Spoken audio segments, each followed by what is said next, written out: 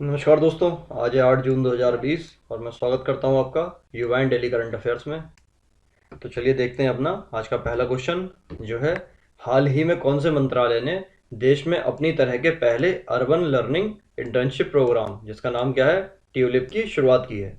Option देख लेते हैं। ए है मानव संसाधन विकास मंत्रालय, बी है केंद्रीय आवास एवं शहरी विकास मंत्रालय और सी है केंद्रीय वाणिज्य एवं उद्योग मंत्रालय और डी है ए और बी दोनों।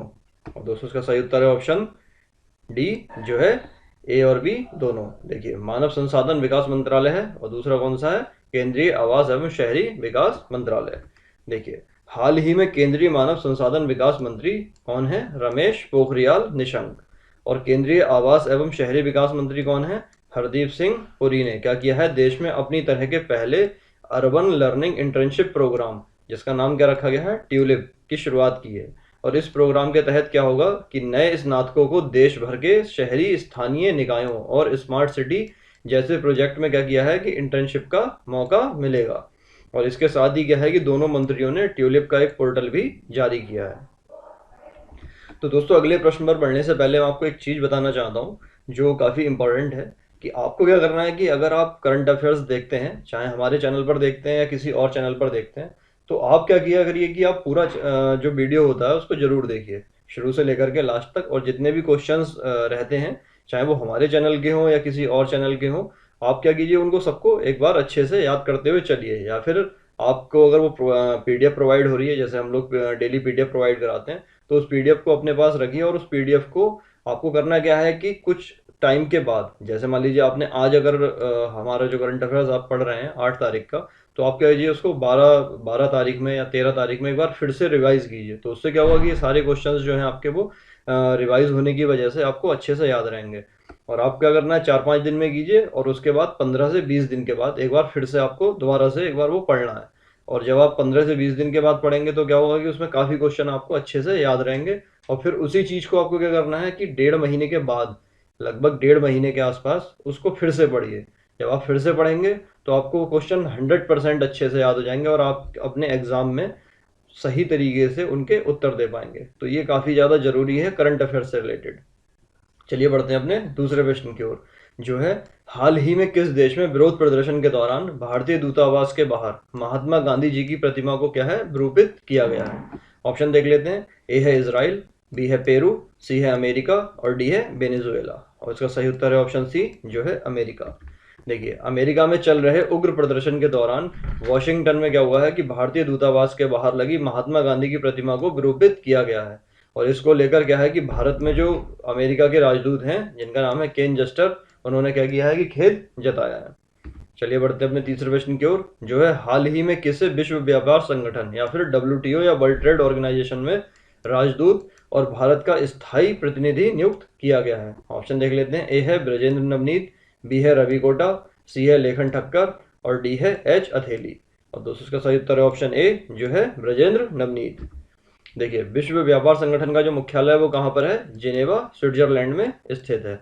और विश्व व्यापार संगठन की जो स्थापना है वो हुई थी 11 जनवरी 1995 को हुई थी। आपको ये याद रखना, ये स्टैटिक जीके के बहुत ही ज़्यादा इंपॉर्टेंट क्वेश्चन है और काफ़ी सारे एग्जाम से पूछा भी जाता है कि विश्व व्यापार संगठन जो है डब्ल्यूटीओ उसका मुख्यालय कहाँ पर है। और उसका मुख्यालय आपको बता दिया कि जिनेवा, और जो देश है वो कौन सा है, स्विट्जरलैंड।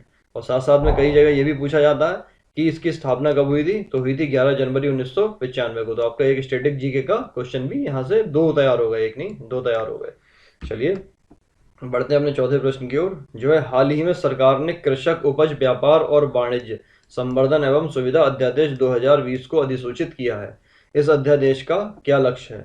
ऑप्शन देख लेते हैं। ए है किसानों की आय को दोगुना करना, बी है कृषकों को बीमा कवर प्रदान करना, सी है किसानों की उपज को सरकार द्वारा खरीदना या फिर डी है किसानों को राज्य के भीतर और अन्य राज्यों में कृषि उपज को बेचने की छूट देना। और दूसरे का सही उत्तर है ऑप्शन डी जो है किसानों को राज्य के भीतर और अन्य राज्यों में कृषि उपज को बेचने की छूट देना, जो कि एक अच्छा कदम होगा किसानों की दृष्टि से। चलिए बढ़ते हैं अपने पांचवें प्रश्न की ओर जो है, हाल ही में थियानमेन चौक नरसंहार की कौन सी वर्षगांठ कहाँ पर चीन में मनाई गई थी। ऑप्शन देख लेते हैं। ए है 25वीं, बी है 30वीं, सी है 31वीं और डी है 50वीं। और दोस्तों इसका सही उत्तर है ऑप्शन सी जो है 31वीं। देखिए 4 जून 1989 को क्या हुआ था, चीनी कम्युनिस्ट पार्टी द्वारा निहत्थे चीनी नागरिकों का भीषण नरसंहार किया गया था। और यह नरसंहार जो है वो थियानमेन चौक के नाम से जाना जाता है, और हाल ही में इस नरसंहार की 31वीं वर्षगांठ मनाई गई है। चलिए बढ़ते हैं अपने छठे प्रश्न की ओर, जो है centre for science and environment CSC की महानिदेशक कौन है। ऑप्शन देख लेते हैं। ए है सुनीता नारायण, बी है किरण मजूमदार शाह, सी है स्वाति मालीवाल, और डी है सुनीता खन्ना। और दोस्तों उसका सही उत्तर है ऑप्शन ए, जो है सुनीता नारायण। देखिए centre for science and environment CSC की महानिदेशक कौन है, सुनीता नारायण है। और हाल ही में centre for science and environment द्वारा प्रकाशित state of India's environment in figures 2020 या फिर 2020 रिपोर्ट क्या है, जारी की गई है। और इस रिपोर्ट के अनुसार क्या है कि 22 वर्षों में पहली बार वैश्विक गरीबी दर में क्या होगा, वृद्धि होगी, और 1.2 करोड़ लोग भारत में भुखमरी के शिकार होंगे। और भारत में क्या है कि अन्य देशों के मुकाबले जो है भुखमरी का सर्वाधिक असर होगा। चलिए बढ़ते हैं अपने सातवें प्रश्न की ओर, जो है हाल ही में किस देश को एशियाई फुटबॉल परिसंघ ने क्या किया है कि महिला एशिया कप फुटबॉल 2022 की मेजबानी सौंपी है। ऑप्शन देख लेते हैं। ए है भारत, बी है चीन, सॉरी ए है जापान, बी है चीन, सी है भारत, और डी है पाकिस्तान। और दोस्तों का सही उत्तर है ऑप्शन सी, जो है भारत। चलिए देखिए एशियाई फुटबॉल परिसंघ ने क्या किया है कि 1979 के बाद पहली बार वर्ष 2022 महिला एशियाई कप की मेजबानी के अधिकार किसको दिए हैं, भारत को दिए हैं। और यह फैसला एएफसी महिला फुटबॉल समिति की बैठक में लिया गया है।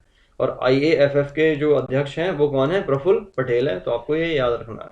चलिए बढ़ते हैं अपने आठवें प्रश्न की ओर, जो है हाल ही में रिलायंस इंडस्ट्रीज की डिजिटल इकाई जो है जियो प्लेटफॉर्म में अबू धाबी स्थित निवेश कंपनी मुबाडाला ने कितने प्रतिशत की हिस्सेदारी खरीदी है। ऑप्शन देख लेते हैं। ए है 1.85%, बी है 2.9%, सी है 3.2%, 2% और डी है 3.50%। और दोस्तों इसका सही उत्तर है ऑप्शन ए, जो है 1.85%। देखिए रिलायंस इंडस्ट्रीज ने क्या किया है कि हाल ही में अपनी डिजिटल इकाई जिसका नाम क्या है जियो प्लेटफॉर्म में अबू धाबी स्थित कंपनी जो है निवेश कंपनी का नाम क्या है, मुबडाला को 9,093.6 करोड़ रुपए में 1.85% हिस्सेदारी बेचने की क्या की है, घोषणा की है। और क्या है कि रिलायंस द्वारा बीते सप्ताह में यह कितना है, छठा सौदा है जिसके जरिए अब तक कुल 87,655.35 करोड़ रुपए जुटा लिए हैं। और इस धनराशि से समूह क्या करेगा कि कर्ज मुक्त होने में इसको मदद मिलेगी। और फेसबुक ने क्या किया था कि 22 अप्रैल को किससे, जियो प्लेटफॉर्म में 43,574 करोड़ रुपए में 9.99% की हिस्सेदारी खरीदी थी। इसके बाद क्या किया था कि दुनिया की सबसे बड़ी तकनीकी निवेशक सिल्वर लेक उनने क्या किया था कि जियो में 1.15% की हिस्सेदारी कितने रुपए में, 5,665.75 करोड़ रुपए में खरीदी थी। उसके बाद क्या था कि अमेरिका स्थित विस्टा इक्विटी पार्टनर्स ने 8 मई को जो जियो प्लेटफॉर्म है उसमें 2.32% की हिस्सेदारी 11,367 करोड़ रुपए में खरीदी थी। और इसके बाद जो है वो वैश्विक इक्विटी फर्म जिसका नाम क्या है, जनरल अटलांटिक ने 17 मई को जियो प्लेटफॉर्म में 1.34% की हिस्सेदारी खरीदी थी।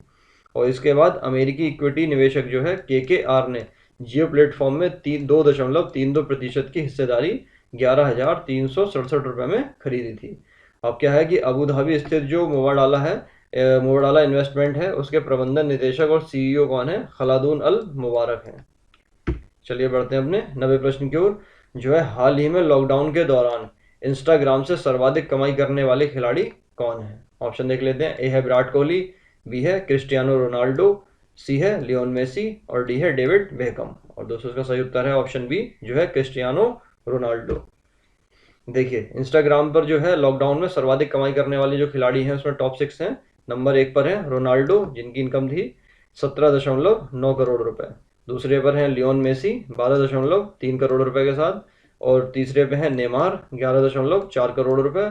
और चौथे पर हैं ओनील जो है 5.5 करोड़ रुपए। और पांचवे पर हैं डेविड बेकम 3.8 करोड़ रुपए। और छठे पर है भारतीय खिलाड़ी विराट कोहली 3.6 करोड़ रुपए के साथ। चलिए बढ़ते हैं अपने 10वें प्रश्न की ओर, जो है हाल ही में एडिडास इंडिया का नया ब्रांड एम्बेसडर किसे बनाया गया है। ऑप्शन देख लेते हैं। ए है मानुषी छिल्लर, बी है प्रियंका चोपड़ा, सी है द्युति चंद्र और डी है सानिया मिर्जा। और इसका सही उत्तर है ऑप्शन ए जो है मानुषी छिल्लर। देखिए मानुषी छिल्लर को क्या किया है कि एडिडास इंडिया का नया ब्रांड एम्बेसडर बनाया गया है। और मानुषी छिल्लर जो है वो वर्ष 2017 में क्या हुई थी, मिस वर्ल्ड प्रतियोगिता जीती थी। चलिए बढ़ते हैं अपने 11वें प्रश्न की ओर, जो है हाल ही में सूक्ष्म लघु एवं मध्यम उद्योग मंत्री या फिर एमएसएमई, ठीक है, मंत्री जो कौन है, नितिन गडकरी ने लेदर प्रोडक्ट के उत्पादन एवं निर्यात को प्रोत्साहन के लिए क्लस्टर बनाने की योजना तैयार की है। आपको बताना है कि यह क्लस्टर कहाँ पर निर्मित होगा। ऑप्शन देख लेते हैं, ए है नोएडा, बी है मेरठ, सी है गुरुग्राम और डी है आगरा। और दोस्तों इसका सही उत्तर है ऑप्शन डी जो है आगरा। देखिए प्रधानमंत्री नरेंद्र मोदी की प्राथमिकता वाले सेक्टर में शामिल लेदर प्रोडक्ट के उत्पादन एवं निर्यात को प्रोत्साहन देने के लिए क्या है, क्लस्टर बनाने की योजना तैयार हो रही है। और केंद्रीय सूक्ष्म लघु एवं मध्यम उद्योग मंत्री नितिन गडकरी ने क्या किया है कि आगरा रिंग रोड पर लेदर क्लस्टर बनाने का प्रस्ताव रखा है। चलिए बढ़ते हैं अपने 12वें प्रश्न की ओर, जो है विश्व पर्यावरण दिवस 5 जून के अवसर पर शहरी वन योजना का शुभारंभ किसने किया। ऑप्शन देख लेते हैं, ए है प्रकाश जावड़ेकर, बी है राजेंद्र सिंह जल पुरुष और सी है सत्येंद्र त्यागी और डी है प्रधानमंत्री नरेंद्र मोदी। और दोस्तों इसका सही उत्तर है ऑप्शन ए जो है प्रकाश जावड़ेकर। देखिए विश्व पर्यावरण दिवस कब हुआ था, कब मनाया गया था, 5 जून को मनाया गया था। इसके अवसर पर केंद्रीय पर्यावरण मंत्री प्रकाश जावड़ेकर ने शहरी वन योजना का शुभारंभ किया है। और इस योजना का मुख्य उद्देश्य क्या होगा कि आगामी 5 वर्षों में देश भर में 200 नए वन विकसित करना होगा। कैसे, नगर वन विकसित करना है। चलिए बढ़ते हैं अपने आज के प्रश्न की ओर, जो है भारत के कौन से राज्य की तटरेखा सबसे लंबी है। ऑप्शन देख लेते हैं, ए है गुजरात, बी है कर्नाटक, सी है केरल और डी है आंध्र प्रदेश। और आपको क्या करना है, इस प्रश्न का उत्तर हमें देना है कमेंट के माध्यम से। तो दोस्तों आज के वीडियो में इतना ही। अगर आपको वीडियो पसंद आए तो उसे लाइक कीजिए और कमेंट में आप हमें उत्तर दीजिए और साथ साथ में अपनी फीडबैक दीजिए। और अगर आपको ये वीडियो पसंद आए तो उसको शेयर जरूर कीजिए अपने फेसबुक ग्रुप्स में, व्हाट्सएप ग्रुप्स में या फिर टेलीग्राम ग्रुप्स में।